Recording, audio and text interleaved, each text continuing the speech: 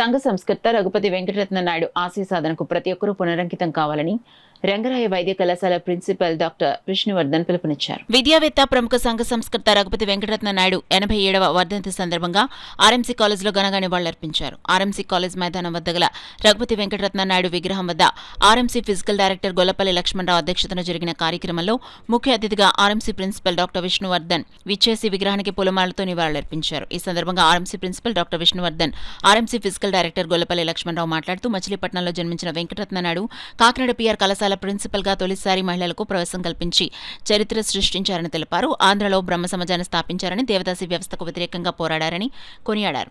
అనాథ పిల్లలను చేరదీసి విద్యాబుద్ధులు నేర్పించిన మహనీయుడన్నారు. మద్రాస్ యూనివర్సిటీ తొలి తెలుగు వైస్ ఛాన్సలర్ గా పనిచేశారని తెలిపారు. రఘుపతి వెంకటరత్న నాయుడు స్ఫూర్తిని నేటి తరంలో కొనసాగించడానికి ప్రతి ఒక్కరూ కృషి చేయాలని కోరారు. ఈ కార్యక్రమంలో హాస్టల్ వార్డెన్ లలిత, నర్సింగ్ కాలేజ్ విద్యార్థులు, రంగరాయ మెడికల్ కాలేజ్ విద్యార్థులు పాల్గొన్నారు.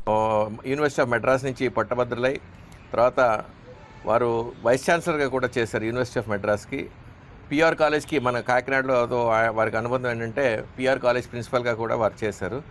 సో ఆయన చేసిన ఎన్నో మంచి పనులని మనం ఎవ్రీ ఇయర్ మనం ఇలా స్మరించుకుంటూ రంగరాయ మెడికల్ కాలేజ్లో ఆయన విగ్రహానికి మనం ఆయనకి నివాళులు అర్పిస్తూ 10 సంవత్సరం చేసుకుంటున్నాం. ఆ కార్యక్రమంలో భాగంగా ఈ కార్యక్రమం చేపట్టడం జరిగింది.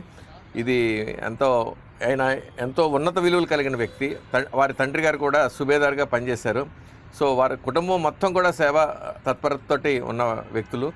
సో మనం ఇలాంటి వారిని మనం సముచితంగా గౌరవించుకుని మనం గౌరవించుకున్నట్టు అవుతుంది. వారు చేసిన ఉన్నత సేవలను స్మరించుకుంటూ అన్టచబిలిటీకి కానీ, దేవదాస్ సిస్టమ్ కానీ, లేకపోతే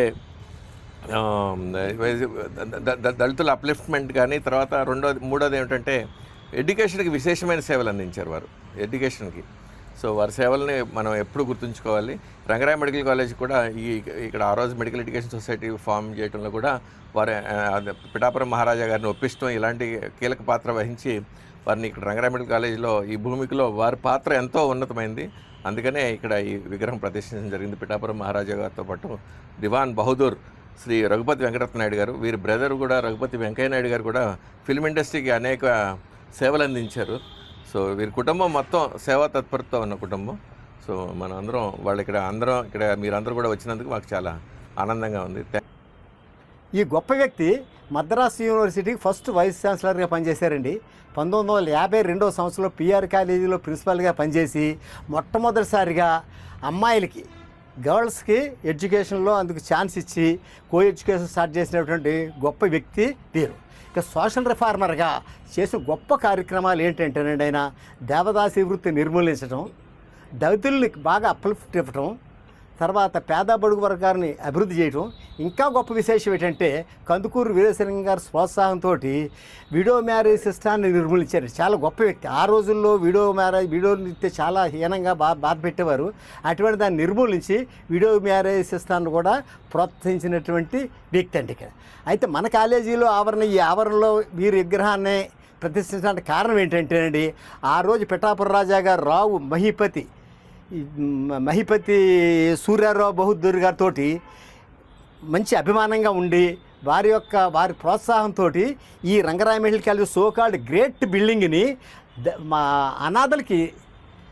అనాథ శరణాలయం కింద నిర్మించారండి. అంటే ఆనాడు ఉన్నట్టు అనాథలు గొప్పవాళ్ళ పిల్లల్లాగా ఉండాలనే ఉద్దేశంతో గొప్ప బిల్డింగ్ని, ఈ బిల్డింగ్ నేడు రంగరాయ మెడికల్ కాలేజీలో ఎన్నో కొన్ని వేల మంది, లక్షల మంది డాక్టర్లు ప్రోత్సహించినటువంటి బిల్డింగ్ని ఆయన అనాథలకి దానం చేశారండి. ఆ రోజు కట్టించారు.